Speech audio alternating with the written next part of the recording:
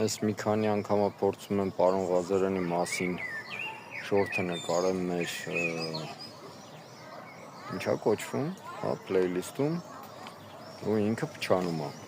Քանի որ մենք համառությունը համարում ենք կենտրոնական գլխավոր բան, համ պարապենք, հա, համ էլ, ինչ եմ անում, դուրս եմ եկել պարապում չի, ցնցան եմ որ երևա, երկրորդ 6000-ը կամ 6000 պլյուսը բազեմ, տենց նոր բան եմ իմ համար գտել, որ անգամ այս տարիքում հնարավոր է շատ բան վերականգնել։ Այս անգամ թռչունների ձայնը իսկական է, հենց հիմա ես մկանային թուլացման վարժություն եմ կատարում։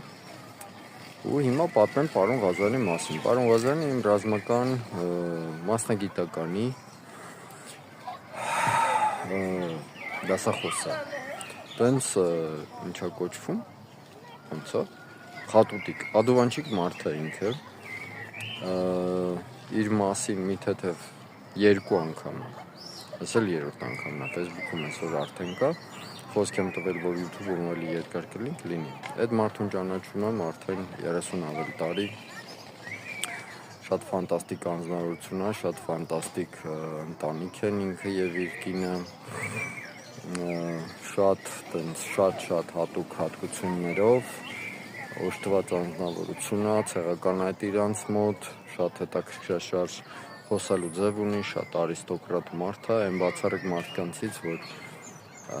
սովետի վաղ ակադեմիաները ավարտելուց հետո ինքը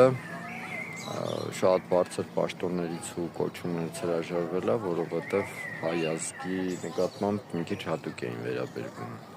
Ինչևէ, շատ բարձր արիստոկրատիկ մարդամոտ հարազատական անձնավորություն, ով այդ ռազմական տարիներին իր պաշտոնական դիրքից ու ազատությունից չի օգտվել հերիք չի շատ մարդկանց օգնել է։